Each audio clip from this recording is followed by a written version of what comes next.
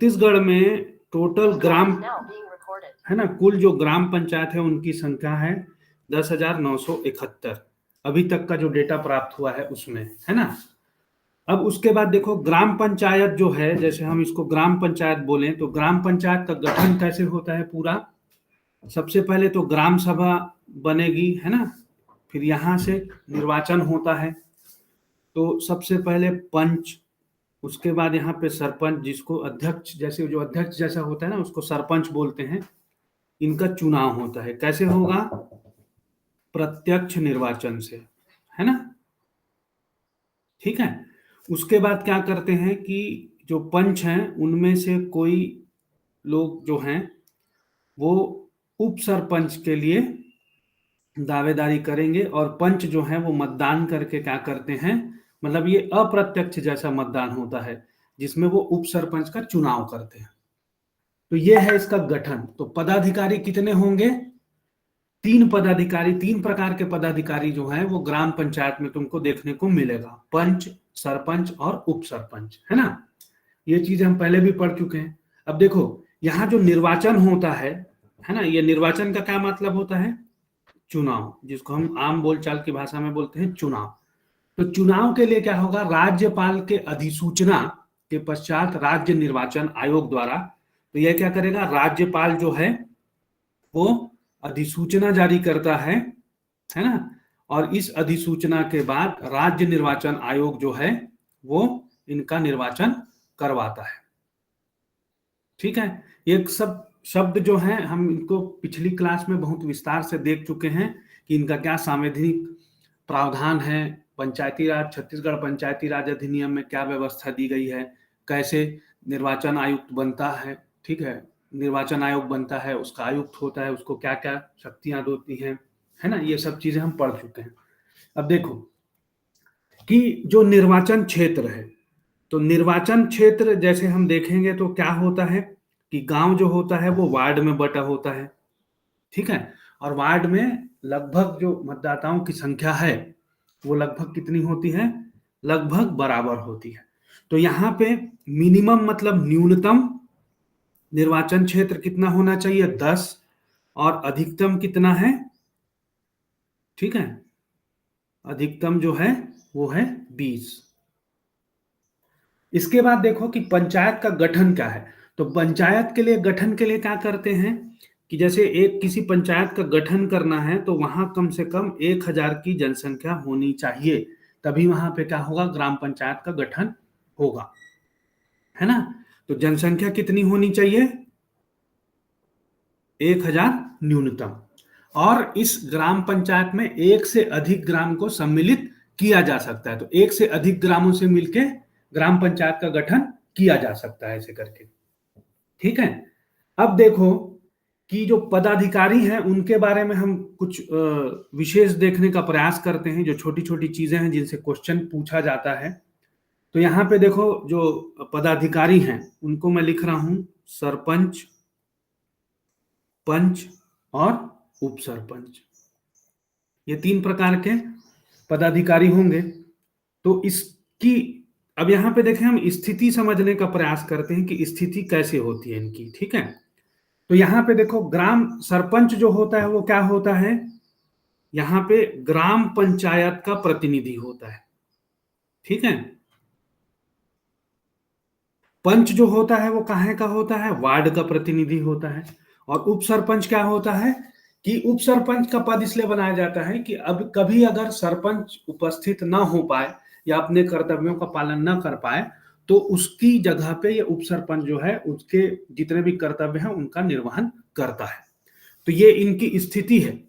तो सरपंच जो होता है वो क्या है, ग्राम पंचायत का प्रतिनिधि होगा, पंच जो है वार्ड का होगा, और ये भी क्या है, ग्राम पंचायत का सदस्य ही हो, क्योंकि ये पंच भी होता है ना, जो उप सरपंच है वो पंच भी होता है, ठीक है।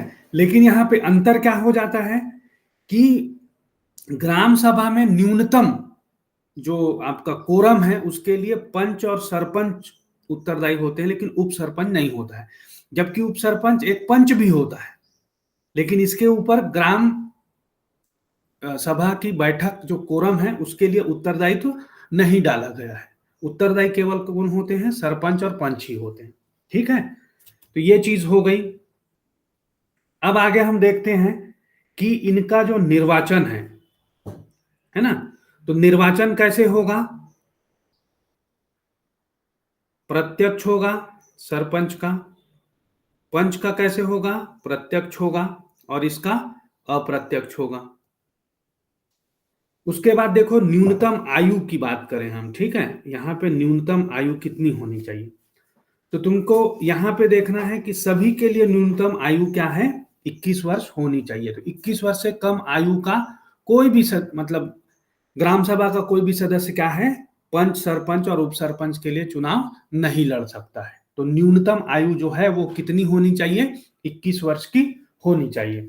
अब हम यहां देखते हैं जमानत राशि के बारे में देखें, तो इस विषय से बहुत क्वेश्चन पूछे जाते हैं। ठीक है, तो अब देखो कि जब भी हम निर्वाचन की बात करते हैं तो वहां पे जो आरक्षण होता है वो सामान्य वर्ग, मतलब जो प्रतिनिधि होंगे या जो पद होगा वो कैसे बटा होता है?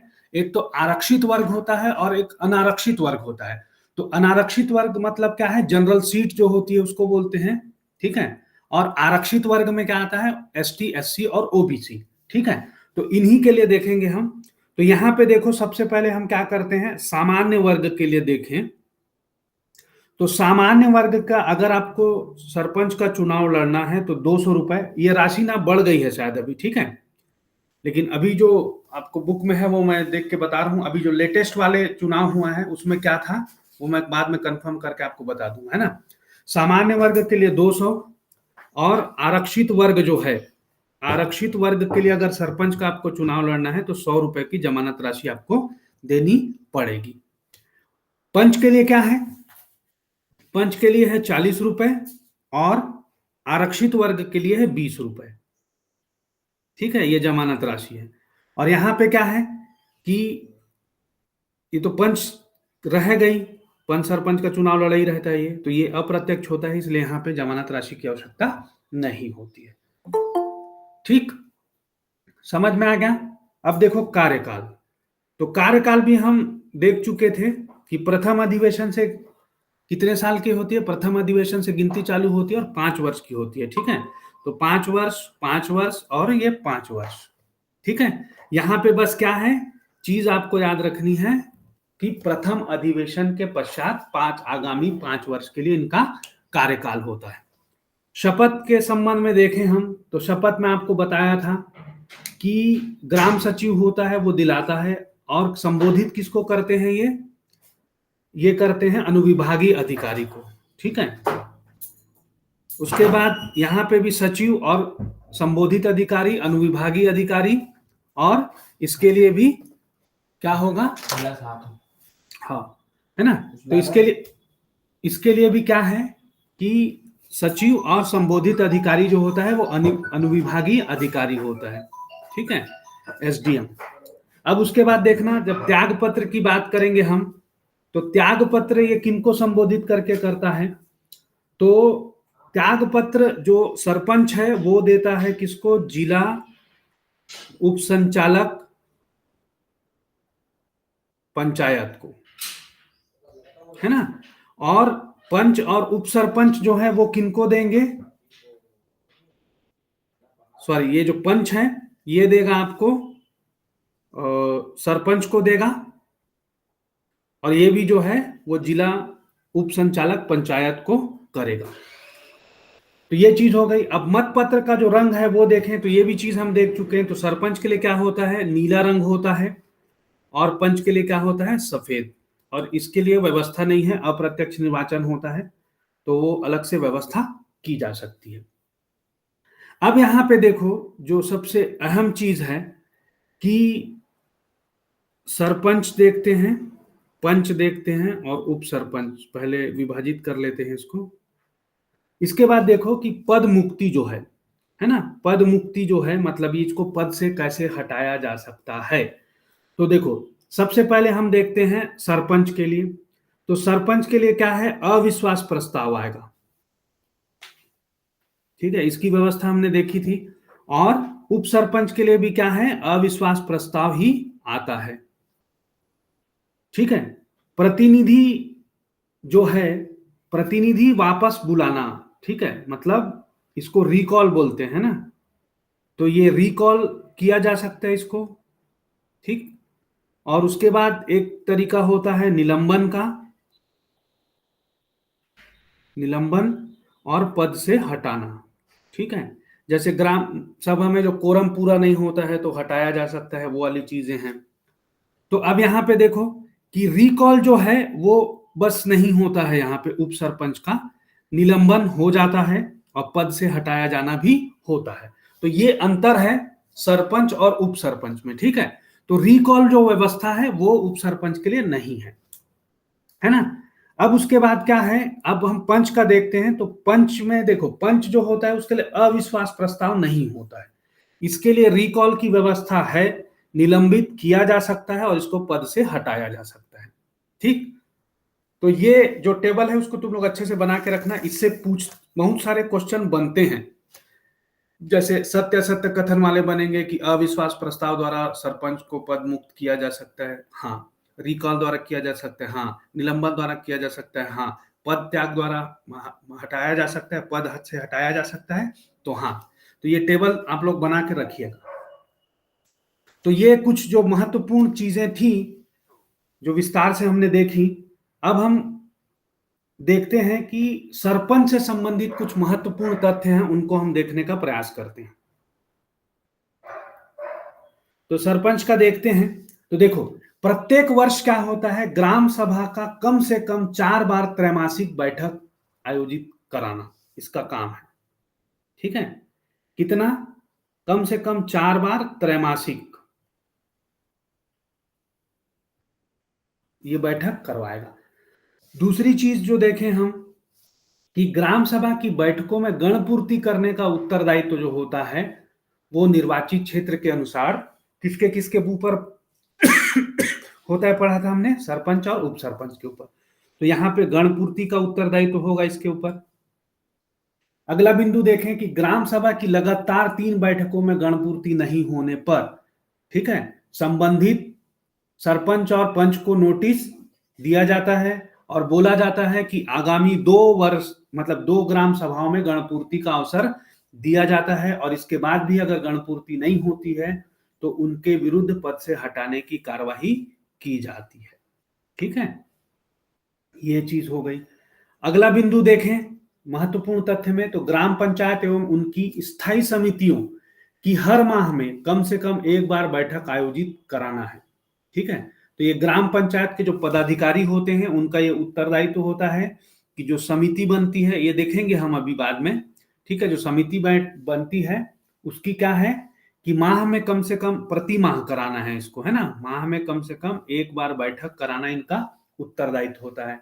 ग्राम पंचायत, अगला बिंदु देखते हैं हम कि जो ग्राम पंचायत है, तो ग्राम पंचायत की आयोजित बैठकों की अध्यक्षता करना और चर्चा के विषय में भाग लेना, ठीक है। तो अध्यक्षता कौन करता है यहाँ पे?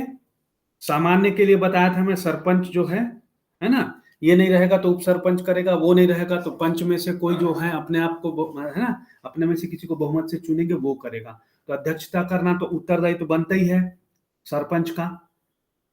अब उसके बाद देखो कि जैसे बैठक होती है तो बैठक में क्या करना है कि लिए गए निर्णय को लागू कराना, ठीक है। जैसे निर्णय ले लिया गया है कि यहाँ कोई कार्य कराया जाना है, नहीं कराया जाना है, ठीक है, वो समय पे पूरा होना चाहिए, इन सब चीजों को। उसके बाद जो उस कार्य में कितनी प्रगति हो रही है उसका अवलोकन करेगा, ठीक। और क्या करेगा कि इन सब चीजों के बारे में पंच को और ग्राम सभा के जो सदस्य होते हैं उन सभी को सूचित करेगा, तो इनकी जानकारी उनको देगा, ठीक है। उसके बाद क्या है, अगला और देखते हैं अपन कि जो पंचायती राज अधिनियम में है धारा 49, ठीक है, 49A, इसको डिटेल में पढ़ेंगे बाद में, है ना, के द्वारा जो सौंपे गए जो कार्य हैं, जिम्मेदारियां हैं, जो बताया गया है सरपंच के बारे में, उन सभी चीजों को उसको पूरा करना जरूरी होता है ना। उसके बाद क्या है, अगला देखें हम कि सार्वजनिक स्वास्थ्य सुविधा और सुरक्षा के लिए उचित प्रबंध करना है, ये उसको जरूरी होता है सरपंच के लिए। तो ये कहाँ में मिलेगा आपको? धारा 54 में मिलेगा, ठीक है। अगला जो उत्तरदायित्व होता है इसका या दायित्व होता है वो ये है कि दूषित पर्यावरण को हटाने के लिए अच्छे वातावरण का निर्माण करना है। ठीक है, पर्यावरण संबंधी जो मसले हैं उनके लिए, तो ये भी धारा 54 में ही दिया हुआ है। एक ये कर्तव्य हो गया इसका। उसके बाद देखो कि भवनों के परिनिर्माण, ठीक है, पर नियमानुसार अनुमति देकर नियंत्रण करना कि ठीक है भवन बनेगा कैसे बनेगा, इन सब चीजों को। और यहाँ पे जो मार्क करने वाली बात है वो लिखो 1 जनवरी 2005 के पश्चात जलवाहित शौचालय जो होते हैं ना उनके प्रावधान के अभाव में भवन निर्माण का कार्य या फिर पुनर्निर्माण या मरम्मत की अनुमति ग्राम पंचायत द्वारा नहीं दी जाती है, तो ये चीजें हटा दी गई हैं, है ना। उसके बाद देखो कि सार्वजनिक मार्गों तथा खुले स्थानों पर रुकावटें या बाधा या अतिक्रमण होता है तो उसको रोकने की जवाबदारी होती है सरपंच के ऊपर में। ठीक है, अतिक्रमण। उसके बाद कर फीस जुर्माना का बकाया अगर है तो उसको क्या करता है, वसूलेगा, है ना, कर वसूलना जो है, और उसको क्या करेगा, कोष में जमा करेगा। फिर अगला देखते हैं हम कि अनिवार्य एवं वैकल्पिक कर फीस आदि जो है नियमानुसार लागू कर पंचायत कोष में क्या करेगा, उसको जमा करेगा। तो ये धारा 77 के अनुसार है। इसके इस धारा 77 में क्या है, अनुसूची 1 और 2 है, इसके अनुसार वो चीजें करेगा। अगली चीज हम देखें कि देखो कि ग्राम विकास जो है उसके लिए योजना एवं ग्राम पंचायत के बजट में शामिल कर उनका ग्राम सभा से अनुमोदन करवाएगा। तो इस चीज का अनुमोदन करवाने का उसका कर्तव्य है। अगली चीज देखें कि वित्तीय वर्ष जब प्रारंभ होता है तो कम से कम 3 माह पूर्व जो है ना, वार्षिक बैठक कराना होता है। इन सब चीजों को हम देख चुके हैं पहले, है ना। केवल क्या है कि इसको टॉपिक वाइज फिर से हम देख रहे हैं ताकि आपके दिमाग में चीजें बैठ जाए ऐसे करके, है ना। अब यहाँ पे क्या है कि और साथ साथ इसके क्या है कि वार्षिक विवरण है, उसके बाद पूर्ववर्ती वित्तीय वर्ष के संपरीक्षा हैं, और प्रशासनिक जो प्रतिवेदन है, आगामी वित्तीय वर्ष के लिए कार्य योजना बनाना है, बजट अनुमान करना है, उनका अनुमोदन करना है, ये सब चीज इनका कर्तव्य होता है। फिर क्या है, ग्राम पंचायत का जो स्थायी समिति है, ठीक है, इन स्थायी समितियों को नियमित रूप से उसकी बैठक आयोजित कराना है एवं गतिविधियां जो होती हैं उनमें उन पे नियंत्रण रखना होता है। उसके बाद क्या है, पंचायतों से जनपद पंचायत एवं जिला पंचायत से उचित तालमेल व सहज संपर्क स्थापित करना होता है। ठीक है, तो जैसे ही जनपद या जिला पंचायत बोलते हैं कि बैठक आयोजित करना है तो वो करना होता है, समायोजन करना होता है, सहयोग करना होता है, ये कर्तव्य होता है इनका। और क्या है कि अगला और लास्ट भी देखें कि पंचायत के सचिव एवं अन्य कर्मचारियों के समय समय पर मार्गदर्शन करना होता है। ठीक है, तो अन्य जो कर्मचारी हैं उनका क्या करेगा, मार्गदर्शन करेगा, ठीक, उन पे नियंत्रण स्थापित रखेगा राजनीतिक प्रमुख होने के नाते। तो ये सब जो चीजें हैं इन चीजों को देखना इसका कर्तव्य होता है सरपंच का। तो ये सब चीजें थी जो सरपंच के बारे में थी। और कुछ चीजें और देख लेते हैं। देखो कि अगर यहाँ पे क्या होता है कि जो सरपंच है वो अगर त्याग पत्र दे देता है, ठीक है, तो त्याग पत्र दे देता है तो क्या करते हैं, तब पंचों द्वारा स्थापन सरपंच का निर्वाचन किया जाता है। ठीक है, स्थापन सरपंच का निर्वाचन किया जाएगा, किनमें से, पंचों द्वारा। ठीक, और स्थापन सरपंच तब तक कार्य करेगा जबकि नियमित, जब तक क्या हो जाएगा, ये आदमी कब तक काम करते रहेगा, जबकि एक नियमित जो है सरपंच, ठीक है, नवनिर्वाचित जो जिसका निर्वाचन होगा बाद में वो ना आ जाए, है ना। ये जब तक नया सरपंच नहीं निर्वाचित हो जाता है तब तक ये स्थापन सरपंच जो होता है, कार्यवाहक जैसे समझो आप, तो वो तब तक काम करता रहेगा। तो ये सभी जो चीजें थी, ठीक है, यहाँ पूरे हम जो देखे हैं ये चीजें, यहां तक ये सरपंच के बारे में विशेष उपबंधा था जिसको हमने देखा। अब देखते हैं हम उप सरपंच के बारे में। तो देखो उप सरपंच क्या होता है कि यदि किसी कारण से सरपंच का पद रिक्त हो जाए, कोई भी कारण रहा हो, तो अगर वो रिक्त हो जाता है तब नए सरपंच के चुनाव होने तक सरपंच का दायित्व निभाता है। ठीक है। तो ये प्रावधान आपको किया किसमें दिया गया है, पंचायती राज अधिनियम की धारा 18(1) में ये चीजें बताई गई हैं कि उनके सरपंच के उत्तरदायित्वों का निर्वहन करेगा। सरपंच की अनुपस्थिति में ग्राम सभा का, ग्राम पंचायत की बैठक है उसकी अध्यक्षता करता है ना। और क्या करता है कि उन सभी पे नियंत्रण रखता है, ग्राम सभा पे, ग्राम पंचायत की बैठकों में अध्यक्षता करेगा और उन पर नियंत्रण स्थापित रखेगा। ठीक है। और एक काम और इसका क्या होता है कि सरपंच को ये सुझाव देता है। ठीक है, मतलब सुझाव और सहयोग, ये दो काम होता है इसका और अलग से, कि ये क्या करता है कि सरपंच को ग्राम विकास के कार्यों के लिए सुझाव देगा, ठीक है, उसका सहयोग करेगा, इन सब चीजों में वो सहयोग करता है। तो ये 3 मुख्य कार्य हैं उप सरपंच के। अब हम देखते हैं पंच के बारे में। तो पंचों का क्या विशेष उत्तरदायित्व होता है या क्या कर्तव्य होते हैं उनके बारे में देखेंगे। तो ग्राम पंचायत की बैठक में नियमित रूप से भाग लेना, मतलब कि ये बैठक जैसे आयोजित होती है तो उसमें उपस्थित रहना है, उसको अपने वार्ड की समस्याएं हैं उनके बारे में चर्चा करना है, तो ये सब चीज उसको बैठक में जाके करना पड़ेगा। वैसा नहीं है कि चुनाव जीत गया फिर कुछ नहीं कर रहा है, ऐसे नहीं। तो ग्राम पंचायत की बैठक होगी तो उस बैठक में क्या है, वो नियमित रूप से भाग लेगा, है ना। दूसरा कर्तव्य है कि उप सरपंच के चुनाव की बैठक में भाग लेना और चुनाव में सहयोग करना। ठीक है। तो मैं क्या बताया था तुम लोग को कि जो उप सरपंच है उसका चुनाव किससे होता है, पंचों से होता है। तो उस पंच में, है ना, तो उस पंच का क्या है, ये दायित्व होता है कि वो उस बैठक में भाग ले, उप सरपंच के चुनाव की जो बैठक होगी उसमें भाग लेगा, उसमें सहायता करेगा, सहयोग देगा, ये सब कर्तव्य होते हैं उसके। उसके बाद देखो ग्राम पंचायत में जैसे जो भी विकास योजनाएं चल रही हैं, निर्माण कार्य है या कार्यक्रमों की जानकारी, है ना, जानकारी उसको होनी चाहिए, वो उसको देखेगा, निरीक्षण करता है, पर्यवेक्षण करता है। ठीक है। और क्या करता है कि ग्राम पंचायत की बैठकों में समीक्षा हेतु जानकारी देता है कि जब बैठक आयोजित होगी ग्राम सभा वगैरह में तो वो क्या करेगा कि समीक्षा करेगा, मतलब ये काम ऐसे चल रहा है, इतना विकास हुआ है, ये सब चीजों को वो बताएगा। उसके बाद देखो कि ग्राम पंचायत की बैठक में कार्यसूची पर जो है ना, यहाँ पे क्या होता है, ग्राम पंचायत में जो कार्यसूची है, ठीक है, कितने कार्य हैं, कैसे हैं, इन पर क्या करेगा, चर्चा करेगा, सुझाव देगा, ये सब इसका कर्तव्य होता है। अगली चीज ये है कि देखो यदि किसी विषय का निर्णय लेना है, ठीक है, ये चीज होनी चाहिए या नहीं होनी चाहिए, तो ग्राम पंचायत स्तर पर क्या है, अगर मतदान करना है, ठीक है, मतदान आवश्यक होता है, तो वहां क्या है कि वो, है ना, वो क्या करेगा, निष्पक्ष होकर, है ना, निष्पक्ष होकर क्या करेगा, मतदान करेगा।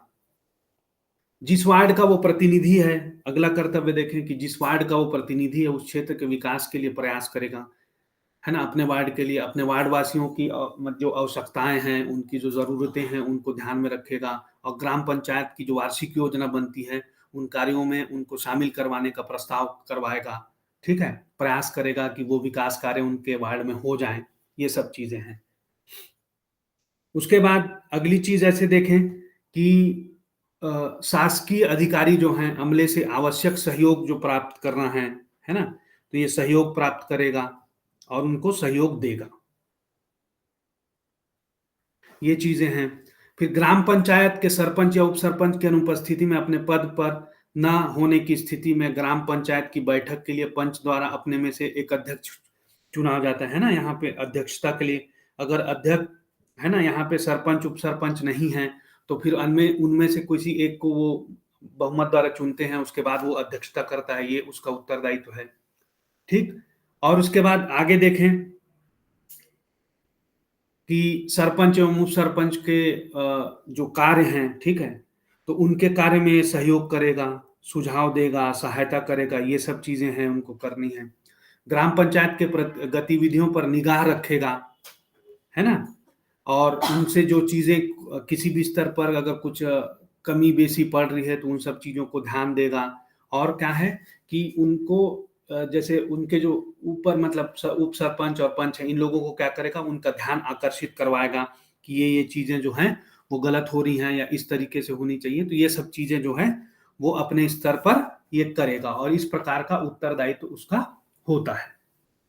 ठीक है, तो आज की क्लास में इतना ही, और अब कल की क्लास में हम देखेंगे कि ग्राम पंचायत पदाधिकारी जो होते हैं उनका सामूहिक उत्तरदायित्व क्या है। तो ये क्या है, हमने व्यक्तिगत रूप से उत्तरदायित्व देखा, पंच, उप सरपंच और सरपंच का। ठीक है, अब हम क्या देखेंगे कल की क्लास में, ये देखेंगे कि ग्राम पंचायत जो पदाधिकारी होते हैं जितने भी, उनका सामूहिक उत्तरदायित्व क्या होता है। अभी हमने देखा व्यक्तिगत उत्तरदायित्व, कल की क्लास में हम देखेंगे सामूहिक उत्तरदायित्व देखेंगे, और साथ में देखेंगे कि ग्राम पंचायत के क्या क्या कार्य होते हैं, ग्राम पंचायत की क्या शक्तियां होती हैं, ग्राम पंचायत की जो स्थायी समितियां होती हैं उनका क्या प्रारूप होता है, उनका क्या कार्य होता है। ठीक है, फिर उसके बाद स्थायी समितियों की बैठक कैसे आयोजित की जाती है, ग्राम पंचायत में आय के क्या स्रोत होते हैं, ठीक, फीस कैसे लेते हैं, ग्राम पंचायत प्रतिनिधि को उनके पद से हटाने के क्या क्या तरीके हैं जो हमने देखे ना, अविश्वास प्रस्ताव, वापस बुलाना, निलंबन, पद से हटाना, इनकी क्या कार्रवाइयां होती हैं, तो इनको विस्तार से हम देखने का प्रयास करेंगे। ठीक है, उसके बाद क्या होता है जब पद खाली होता है, या फिर कार्यवाहक जो स्थानापन्न सरपंच बोला है ना, उनकी उनकी उनका चुनाव कैसे होता है, उनकी क्या शक्तियां होती है, इन सब के बारे में कल हम विस्तार से चर्चा करेंगे। ठीक, तो आज की क्लास में अगर आप लोग को कोई डाउट होगा तो पूछें।